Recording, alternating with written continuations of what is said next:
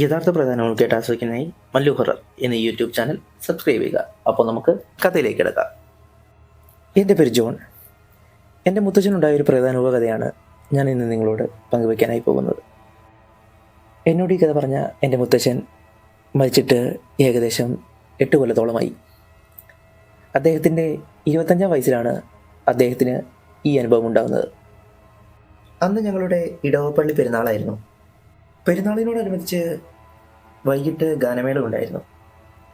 ഗാനമേള കാണുന്നതിന് വേണ്ടി വീട്ടുകാർ പോയ ശേഷം ഞാൻ പള്ളിപ്പറമ്പിൽ തങ്ങി. ഗാനമേള ഏകദേശം 11 മണിയോടെ കഴിഞ്ഞു. തനിച്ചാണ് വീട്ടിലേക്ക് പോകുന്നത്. ഗാനമേള കാണാനുള്ള ഉത്സാഹം തിരികെ പോകാൻ എനിക്കില്ലായിരുന്നു. കാരണം തിരികെ പോകണമെങ്കിൽ വീട്ടിലേക്ക് 10 കിലോമീറ്ററോളം നടക്കണം. വീട്ടിലേക്ക് പോകാനുള്ള വഴിയുടെ കാരണം പേടി തന്നെ. എൻ്റെ വീട്ടിലേക്ക് പോകുന്ന വഴിക്കാണ് ഞങ്ങളുടെ നാട്ടിൽ ഉണ്ടായിട്ടുള്ള മിക്ക പ്രേതാനുഭവ കഥകൾക്കും പശ്ചാത്തലമൊരുക്കിയ തോടുള്ളത്. ഈ തോടിൻ്റെ അരികു ചുറ്റിപ്പറ്റിയാണ് ആ നാട്ടിൽ പരക്കുന്ന എല്ലാ പ്രേതകഥകളും നടക്കുന്നത്. അതുകൊണ്ട് തന്നെ ആ സ്ഥലത്തിനെക്കുറിച്ച് പറയാൻ ആളുകൾക്ക് 100 നാവാണ്. ഈ തോട് എൻ്റെ വീടിന് 100 മീറ്റർ മുമ്പ് വെച്ചാണ് ദിശ മാറി വേറെ വഴിക്ക് ഒഴുകുന്നത്. അതുകൊണ്ട് തന്നെ വീടെത്തുന്നത് വരെ ഞാൻ ഈ തോടിൻ്റെ കരയിലൂടെ വേണം സഞ്ചരിക്കാൻ. ആ സ്ഥലത്തേക്കാളും ആ സ്ഥലത്തെക്കുറിച്ച് ആളുകൾ പറയുന്ന കഥകളാണ് എന്നെ കൂടുതൽ പേടിപ്പിക്കുന്നത്. എന്തായാലും പോവുക തന്നെ എന്ന് ഞാൻ മനസ്സിലുറപ്പിച്ച് മുന്നോട്ട് നടന്നു. തലച്ചോറിലെ പേടിപ്പെടുന്ന ചിന്തകൾ മാറ്റുന്നതിന് വേണ്ടി ഞാൻ കയ്യിലുണ്ടായിരുന്ന ദിനേശ് ബീഡി എടുത്ത് കത്തിച്ച് വലിച്ചു. ബീഡിയുടെ പുക അന്തരീക്ഷത്തിലേക്ക് ഊതിവിട്ട് ഞാൻ മുന്നോട്ട് വേഗം നടക്കുവാൻ തുടങ്ങി. ഇന്നത്തെ പോലെ സ്ട്രീറ്റ് ലൈറ്റ് ഒന്നും അന്നില്ല. കയ്യിലുള്ള 4 കട്ടയുടെ ബാറ്ററി ടോർച്ചിൻ്റെ വെളിച്ചത്തിലാണ് ഞാൻ മുന്നോട്ട് പോകുന്നത്. നടന്നു ഞാൻ ആ തോടിൻ്റെ അരികിലെത്തി.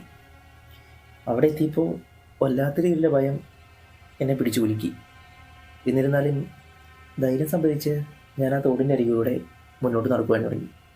പെട്ടെന്നാണ് എൻ്റെ പുറകിൽ നിന്നും ആരോ വെള്ളത്തിലേക്ക് ചാടുന്നത് പോലുള്ള ശബ്ദം ഞാൻ കേട്ടത്. പേടിച്ച് ഞാൻ ആ ഭാഗത്തേക്ക് ടോർച്ചടിച്ചു. നോക്കുമ്പോൾ അതാ തൊട്ടടുത്തുള്ള തെങ്ങിൽ നിന്ന് വീണ ഉണക്കത്തേങ്ങയായിരുന്നു. ഉണക്കത്തേങ്ങ വെള്ളത്തിൽ വീണ ശബ്ദമായിരുന്നാലും ആ സമയത്ത് ആ ശബ്ദം കേട്ടപ്പോൾ എൻ്റെ ചങ്കൊന്ന് കെട്ടി. പെട്ടെന്നുണ്ടായ ഞെട്ടലുകൊണ്ടാണോ എന്നെനിക്കറിയില്ല. പിന്നെ ഞാൻ വയ്ക്കുന്ന ഓരോ ചുവടിലും എനിക്ക് ഭയമായിരുന്നു. അപ്പോഴാണ് ഞാനത് ശ്രദ്ധിക്കുന്നത്. ഈ തോടിന് നടുവിലൂടെ ആരോ ഒരാൾ എൻ്റെ ഒപ്പം തന്നെ നടക്കുന്നുണ്ട്. തല തിരിച്ച് നോക്കാനുള്ള ധൈര്യം എനിക്കില്ലായിരുന്നു.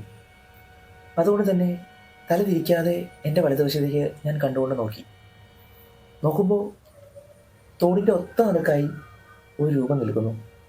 ആ രൂപം ഞാൻ നടക്കുമ്പോൾ നടക്കും, ഞാൻ നിൽക്കുമ്പോൾ നിൽക്കും. ആ രൂപം ഞാൻ ചെയ്യുന്ന പ്രവൃത്തികൾ അനുകരിച്ചുകൊണ്ടിരിക്കുകയാണ്. 8 അടി 9 അടിയോളം പൊക്കമുണ്ട് ആ രൂപത്തിന്. അതാ വെള്ളത്തിന് മുകളിലൂടെ നടക്കുകയാണ്. പേടികൊണ്ട് ഞാൻ കുറച്ച് നേരം അവിടെ നിന്നുപോയി. ഞാൻ നിൽക്കുമ്പോൾ ആ രൂപത്തിന് ഒരനക്കവുമില്ല. പതിയെ ഞാൻ ഒരു കാലെടുത്ത് മുന്നോട്ട് വെച്ചു. ആ രൂപം എൻ്റെ ഒപ്പം തന്നെ അതിൻ്റെ കാലെടുത്ത് മുന്നോട്ട് വെച്ചു. ഞാൻ വീണ്ടും മുന്നോട്ട് നടക്കാൻ തുടങ്ങി. അതെൻ്റെ ഒപ്പം തന്നെ നടക്കുവാൻ തുടങ്ങി. ഉള്ളിൽ നല്ല പേടിയുണ്ടായിരുന്നിട്ടും ഞാനതെല്ലാം മാറ്റി ആ രൂപത്തിന് നേരെ തിരിഞ്ഞു നോക്കാമെന്ന് തീരുമാനിച്ചു. ഞാൻ സർവ്വധൈര്യവും സംഭരിച്ച് ആ രൂപം നിന്നിരുന്ന ഭാഗത്തേക്ക് തിരിഞ്ഞുകൊണ്ട് ടോർച്ചടിച്ചു. ടോർച്ചടിച്ച് നോക്കി കഴിഞ്ഞപ്പോൾ അവിടെ അങ്ങനെ ഒരു രൂപമേ ഇല്ല. പിന്നീട് ഞാൻ ചുറ്റുമുള്ള ഭാഗത്തേക്കെല്ലാം ടോർച്ചടിച്ച് നോക്കി. എനിക്കവിടെ ഒന്നും തന്നെ കാണാനായില്ല. ഇനി ചിലപ്പോൾ എനിക്ക് തോന്നിയതാകുമോ? കേട്ട കഥകളെല്ലാം എൻ്റെ മനസ്സിൽ കിടന്ന് കുന്നുകൂടി ചിലപ്പോൾ എൻ്റെ തോന്നലാവാം അത് എന്ന് കരുതി ഞാൻ വീണ്ടും മുന്നോട്ട് നടക്കുവാൻ തുടങ്ങി. അപ്പോഴാണ് ഞാൻ നിലത്തേക്ക് ശ്രദ്ധിക്കുന്നത്. എൻ്റെ മുന്നിലായി ആരുടെയോ കാൽപ്പാടുകൾ, അതും നനഞ്ഞ കാൽപ്പാടുകളാണ് കാണുന്നത്. ഞാൻ ആ കാൽപ്പാടുകൾ പിന്തുടർന്ന് ടോർച്ചടിച്ച് മുന്നോട്ട് നോക്കി. അപ്പോൾ അതാ എൻ്റെ അടുത്ത് നിന്നും 10 മീറ്റർ ദൂരത്തിൽ ഞാൻ മുൻപ് കണ്ട രൂപം നിൽക്കുന്നു. എൻ്റെ കയ്യിലുള്ള ടോർച്ചിൻ്റെ വെളിച്ചം ആ രൂപത്തിൻ്റെ ഉള്ളിലൂടെയാണ് കടന്നു പോകുന്നത്. ഒരു തുണിക്കുള്ളിലൂടെ വെട്ടം കടന്നു പോകുന്ന പോലെ എനിക്ക് തോന്നി. പേടിച്ച് ഭയന്ന് ഞാൻ പുറകോട്ട് 2 അടി മാറി. അപ്പോൾ അതാ എൻ്റെ കയ്യിലുള്ള ടോർച്ച് പെട്ടെന്ന് മിന്നി മിന്നി തെളിയുവാൻ തുടങ്ങി. ആ ഒരു കുറച്ച് സമയം കൊണ്ട് ആ രൂപം എൻ്റെ മുന്നിൽ നിന്ന് പെട്ടെന്ന് അപ്രത്യക്ഷമായി. പിന്നീട് ഞാൻ എൻ്റെ സർവ്വശക്തിയും എടുത്ത് വീട് ലക്ഷ്യമാക്കി ഓടുവാൻ തുടങ്ങി. ഞാൻ ഓടുമ്പോൾ ആ രൂപം എന്നെ പിന്തുടർന്ന് എൻ്റെ പുറകെ ഓടുന്നുണ്ടായിരുന്നു. ഞാൻ കുറച്ചു ദൂരം ഓടിക്കഴിഞ്ഞ് പുറകോട്ട് നോക്കുമ്പോൾ ആ രൂപം എൻ്റെ അടുത്തെത്താറായി. പേടി കൊണ്ട് അലറിക്കൊണ്ട് ഞാൻ വീട് ലക്ഷ്യമാക്കി ഓടുവാൻ തുടങ്ങി. ഓടി ഓടി ഞാൻ എങ്ങനെയോ വീടിന് മുന്നിലെത്തി. ഞാൻ വീടിന് മുന്നിൽ നോക്കുമ്പോൾ എൻ്റെ അപ്പച്ചൻ വീടിൻ്റെ ഫ്രണ്ടിൽ തന്നെ എന്നെ കാത്തു നിൽപ്പുണ്ടായിരുന്നു. അപ്പച്ചനെ കണ്ടപ്പോൾ എനിക്ക് പകുതി ആശ്വാസമായി. ഞാൻ ഓടി അദ്ദേഹത്തിൻ്റെ അടുത്തെത്തി. എന്നെ കണ്ട വഴി അപ്പച്ചൻ എൻ്റെ കയ്യിൽ പിടിച്ച് അദ്ദേഹത്തിൻ്റെ പുറയിലേക്ക് നിർത്തി. എന്നിട്ട് ഞാൻ വന്ന വഴിയിലേക്ക് നോക്കി.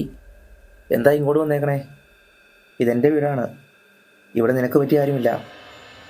മര്യാദയ്ക്ക് പോണതാ നല്ലത്, അതോ ഞാൻ പറഞ്ഞയക്കണോ? ഇത്രയും പറഞ്ഞ് ഇടത് കൈയിൽ ചുരുട്ടി പിടിച്ചിരുന്ന വെറ്റിലെടുത്ത് രണ്ടായി കീറി ഇരുവശങ്ങളിലേക്ക് മെറിഞ്ഞു. പെട്ടെന്ന് ഞാൻ കയറി വന്ന വഴിയിൽ നിന്നും ഞാൻ മുൻപ് കണ്ട ആ രൂപം പറമ്പിളക്കി മറിച്ചുകൊണ്ട് താഴത്തെ തോട്ടിലേക്ക് നിന്ന് പതിച്ചു. പിന്നീട് അപ്പച്ചൻ എൻ്റെ നേരെ തിരിഞ്ഞ്, സന്ധ്യയ്ക്ക് ആ തോട്ടുപക്കത്തുള്ള വരവ് അതങ്ങ് നിർത്തിയരേ. അതുപോലെയായിരുന്നു നിൻ്റെ പുറകെ വന്നത്. ഇതുപോലുള്ള വിശ്വാസികൾ ഒരാളുടെ പുറകെ കൂടിയ ആളെയും കൊണ്ടേ പോകൂ. എന്തോ ഒരു ഭാഗ്യം കൊണ്ട് രക്ഷപ്പെട്ടതാ. ഏതായാലും ഇനി രാത്രി വൈകിയുള്ള വരവ് അതങ്ങ് ഒഴിവാക്കിയരേ.